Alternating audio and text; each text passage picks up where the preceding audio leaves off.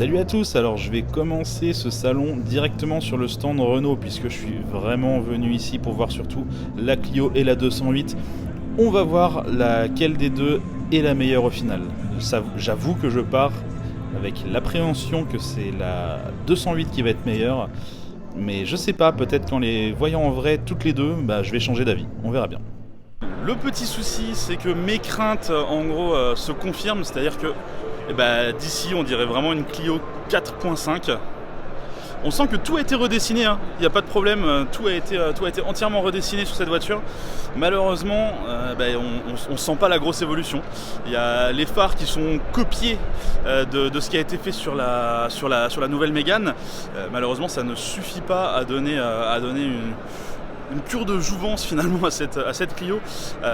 Du coup pour l'extérieur il n'y a pas grand chose à dire, on va essayer d'entrer dans un véhicule, il y a quelques véhicules en présentation par là-bas, histoire de voir si on peut voir cet intérieur sur lequel normalement il y a eu énormément de travail. Donc on va voir ça dès que possible. On a la nouvelle Twingo ici, très peu d'amélioration également, il n'y a pas énormément de boulot qui a été fait chez Renault cette année. On va aller voir l'intérieur. Bon, ça y est, nous voilà dans cette nouvelle Clio 5. Alors il y a beaucoup d'efforts qui ont été faits, ça se voit, c'est pas mal. Il y a 2-3 trucs qui me surprennent quand même, notamment le compteur numérique qui en fait est uniquement au centre, c'est-à-dire que l'écran il commence ici, il s'arrête là. Tout ce qui est au bord, c'est pas de l'écran. Donc en fait sur photo ça fait très qualitatif, ici pas tellement. Alors on est sur une version milieu de gamme parce qu'on voit bien qu'on a le petit écran. Donc je m'étais pas mal moqué d'eux sur un Photoshop, mais en réalité ce qu'ils ont fait c'est pas si mal parce que l'écran il remonte beaucoup moins et il est un peu plus petit. On se rend compte qu'on est sur du milieu de gamme parce qu'effectivement il manque pas mal d'options. Là on a des boutons qui servent à rien. Il y a eu pas mal de critiques sur le fait de réutiliser les boutons de clim du Duster. Moi je trouve que c'est vraiment pas mal de les utiliser parce qu'ils sont très qualitatifs. Honnêtement, c'est vraiment pas mal. Par contre, on a 2-3 problèmes au niveau qualité, notamment au niveau de la console centrale, où je trouve que c'est pas terrible, ça bouge un peu, c'est pas ouf. Après, la ventilation qui court tout le long du tableau de bord, moi je trouve ça vraiment sympathique. Au niveau design c'est pas mal, surtout avec la petite ligne rouge qui a été rajoutée. Au niveau du toucher, moi je trouve ça bien. Alors je vais pas m'amuser à vous dire ouais c'est du plastique moussé etc.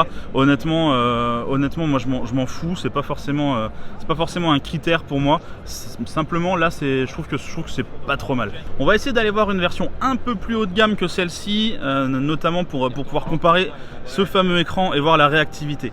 Parce que sur celui-ci, c'est un tout petit peu long par rapport à ce qu'on pourrait avoir sur un téléphone. Il y a un tout petit peu de latence, c'est un petit peu dommage et j'aimerais aller voir sur la version un peu plus haut de gamme si ça rend mieux tout simplement. Ok, donc on est maintenant dans la version RS Line, donc on est quand même sur une version qui est censée être pas trop mal équipée. On a une espèce de faux carbone ici qui personnellement je suis vraiment pas fan. Je pense que mieux vaut assumer complètement de pas avoir de carbone. L'écran est plus grand. Au niveau de la réaction, parce que je craignais un petit peu ça, on est sur un petit peu la même chose que ce que nous avions sur l'écran un peu plus petit. Simplement l'écran est plus grand. Les réactions sont pas bien meilleures. Bon alors là ils nous mettent des très grosses basses, j'espère que ça n'est pas en train de me ruiner le son de la prise. Au niveau du compteur, on se rend compte que c'est le même compteur que sur la version un peu plus bas de gamme. Donc l'écran s'arrête effectivement au centre, on n'aura pas mieux. Et la qualité de montage est pas bien mieux que sur la version plus bas de gamme. Donc non c'est pas ouf. Alors il y a un petit effort qui a été fait sur les sièges, on se rend compte que voilà, il y a des petites surpiqûres rouges, des petites surpiqûres blanches, on a le petit détail sur la ceinture, etc. Mais en fait on se rend compte que là, moi je suis le mardi matin, donc la voiture elle vient à peine d'être mise sur le salon et au niveau du cuir à l'arrière, un petit peu la même critique que j'avais fait sur la DS3, on se rend compte que le cuir est déjà abîmé. Bon, de toute façon, c'est pas du vrai cuir, mais là les finitions sont vraiment pas terribles, quoi. Je trouve qu'on aurait pu vraiment faire mieux là-dessus. Honnêtement, je suis pas convaincu. Il y en aura toujours pour me dire que je critique Renault gratuitement, mais là, je suis désolé, on est sur une Clio 4.5, on n'est pas sur une vraie Clio 5 pour moi. L'intérieur a été effectivement retravaillé, c'est ce que Renault nous disait. Hein. Il nous disait on va faire un extérieur qui ressemble beaucoup à la Clio 4, mais un intérieur qui déballe, un intérieur qui vaut vraiment le coup. Et non, je trouve qu'on n'est pas au niveau, de la concurrence. Je vais tout de même aller voir la 208, j'ai pas encore été la voir en vrai. Ok, donc on arrive sur le stand Peugeot où il y a quelques 208, mais il y a surtout énormément de monde. Alors, premières impressions, c'est pas mal. C'est plutôt joli. J'adore cette ligne là. Je suis tellement fan de ce qui se passe ici. Ça donne pas mal d'agressivité au véhicule. La grille est énorme, je comprends pourquoi certains pensent que c'est inspiré de Audi, mais personnellement je trouve que ça rend bien. On a une perce qui marche bien. C'est homogène. Sur celle-ci, on n'a pas les arches de roue noires. Sur celle-ci, on les a. Alors sur photo, ça rend pas trop mal. En réel, effectivement, je sais pas, je suis pas fan. Bon, là on est sur un stand, il y a beaucoup de gens autour, donc c'est un petit peu compliqué de dire. Mais sur photo, j'aimais beaucoup. En réel, un peu moins. Je vais aller voir la jaune là-bas, puisque la jaune a les arches également.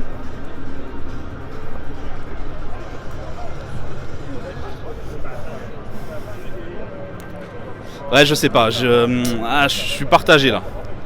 Je suis vraiment partagé sur les arches de roue noire.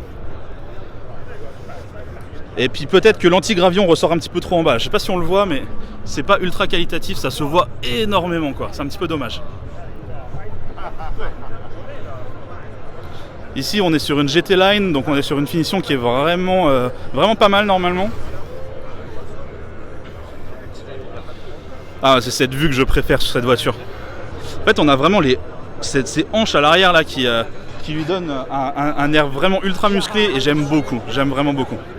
Celle-ci a le toit panoramique également. Donc on est vraiment sur une version très bien équipée. On va aller jeter un œil à l'intérieur.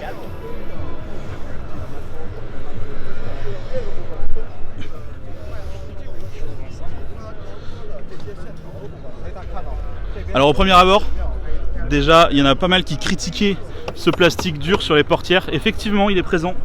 Par contre le reste de la porte est assez qualitatif. On retrouve un faux carbone. J'aime pas ce faux carbone, ça m'énerve. Je trouve que c'est pas ce qu'il faut quoi. C'est vraiment pas ce qu'il faut. Par contre on a pas mal de matière avec les petites surpiqûres. Je trouve que c'est un peu plus qualitatif que ce qu'on a sur la Clio 5. Au niveau de la planche de bord, j'aime beaucoup cet effet de 2 niveaux. Je trouve que ça rend vraiment bien. L'écran est légèrement incliné vers le conducteur et c'est pas mal. Ce iCockpit, il est ouf.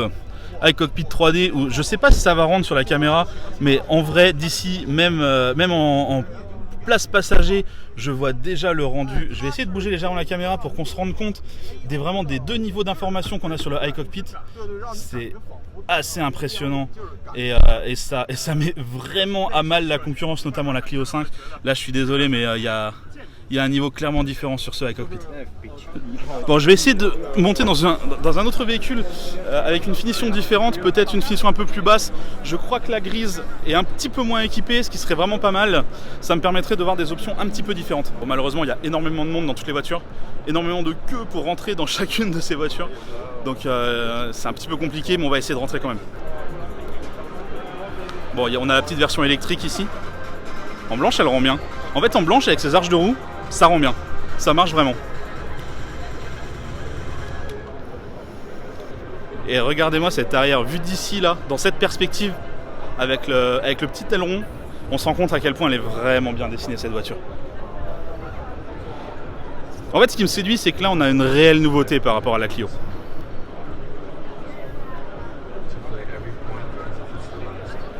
Non, cette arrière est vraiment superbe dans cette couleur. La luminosité rend bien aussi parce qu'on est sur un salon, mais...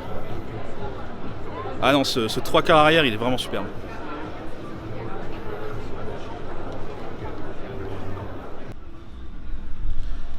Alors nous voilà enfin dans cette nouvelle 208. Ici, on est dans la version électrique.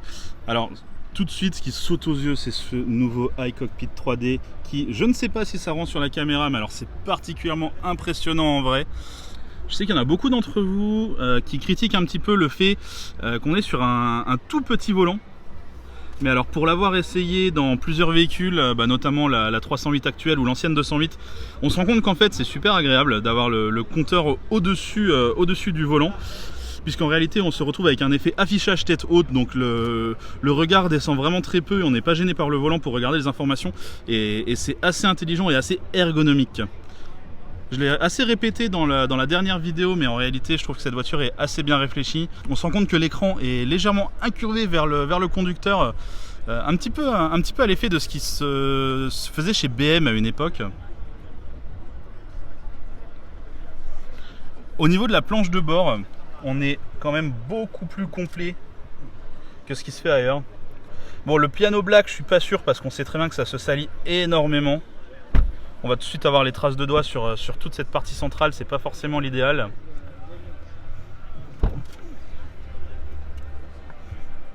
Ça, c'est particulièrement bien pensé. En fait, ça permet vraiment de venir poser son téléphone dessus. Alors, c'est pas forcément la meilleure idée d'utiliser son téléphone en conduite, mais il faut avouer que là, on se retrouve avec le téléphone qui est posé ici, et c'est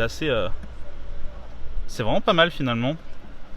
Surtout qu'on a des prises USB de chaque côté, prises USB classiques et les nouvelles prises USB de l'autre côté. Donc c'est une voiture qui est censée pouvoir durer dans le temps.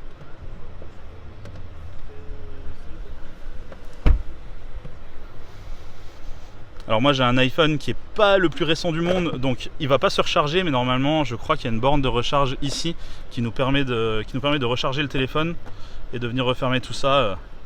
En situation de conduite, c'est pas plus mal, ça nous permet d'oublier un petit peu le téléphone. J'imagine qu'on a CarPlay sur l'écran principal, donc ça nous permettrait de connecter directement le téléphone et d'avoir quelque chose de... Eh oui, il n'y a rien qui répond parce qu'on est en situation de démo là, j'ai l'impression. C'est bien dommage, tant pis. Bon, je vais essayer de monter dans une autre en espérant qu'elle soit pas toute en démo pour pouvoir vous montrer un petit peu comment ça fonctionne et pour pouvoir tester un petit peu la réactivité de cet écran. Bon, alors ici on est dans une 208 qui est un peu plus milieu de gamme, puisqu'on se rend compte que l'écran est plus petit. Par contre elle est quand même relativement bien équipée. On se retrouve avec le iCockpit qui normalement ne se retrouve pas dans les tous les premiers niveaux de gamme. On se retrouve toujours avec ce faux carbone qu'on retrouve toujours. C'est un petit peu dommage. J'espère pouvoir retrouver un peu l'effet bois que nous avions dans la 508 qui était plutôt jolie. Encore une fois, trop de piano black, il y a des traces de doigts un petit peu partout, c'est dommage. On en a sur la console centrale, toute la console centrale est en piano black et c'est un petit peu dommage. Sinon, ce iCockpit, personnellement, je suis particulièrement séduit. Il est super cool. Ça sert pas forcément à grand chose. Il est présenté comme quelque chose de particulièrement ergonomique, puisque du coup on a plusieurs niveaux d'information. Finalement je pense que c'est surtout le wow effect, mais le wow effect marche vraiment très bien avec ce cockpit, toutes les petites animations, etc. C'est le genre de petits détails qui pourraient créer un coup de cœur au niveau de cette 208. Bon, là on est dans une 508 GT et c'est exactement ce bois dont je parlais. Moi je trouve que c'est ultra qualitatif, et surtout dans cette finition avec ce cuir bordeaux qui rend vraiment bien. Bon, du coup le iCockpit 3D manque un peu. On est un petit peu déçu de se retrouver avec le vieux iCockpit de la 508 ou de la 3008.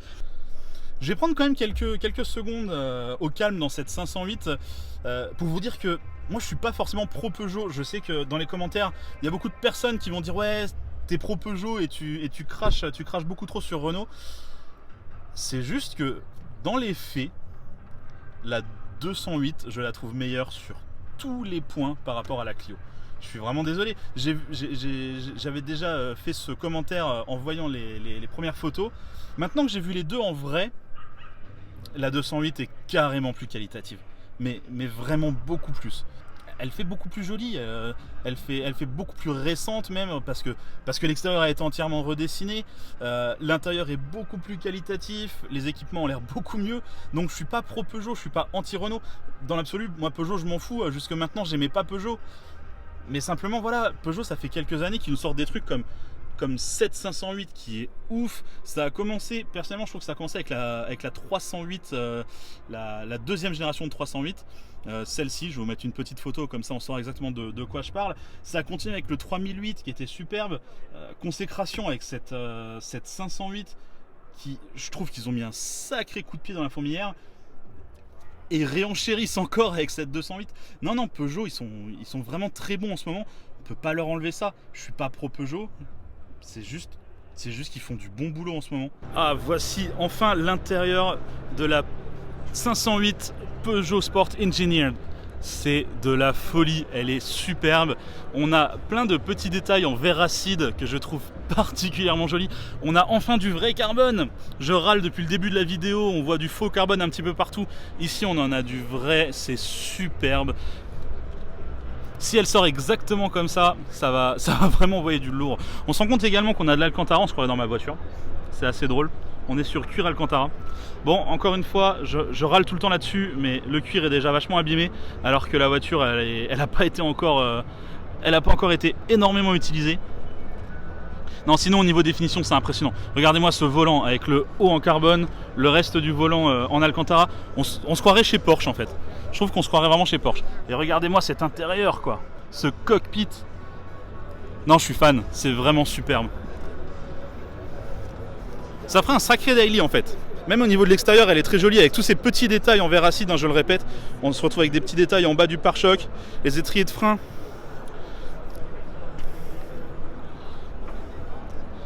D'ailleurs, le gris est beaucoup plus clair que ce qu'on avait pu voir sur les photos officielles à la base. On se rend compte que c'est un gris beaucoup plus clair. Et on pouvait s'attendre à un gris plat, à un gris un petit peu à la Nardo Grey. On n'est pas du tout là-dessus. Puisqu'en réalité, si on regarde, il est quand même légèrement pailleté, légèrement métallisé. Et puis regardez-moi, regardez-moi cette gueule, elle est ultra agressive, quoi. Je vais pas me faire que des amis en disant ça, mais là on est sur de la concurrence à de la Audi RS, quoi. Là demain, on va hésiter entre prendre une Peugeot 508 PSE et une RS4.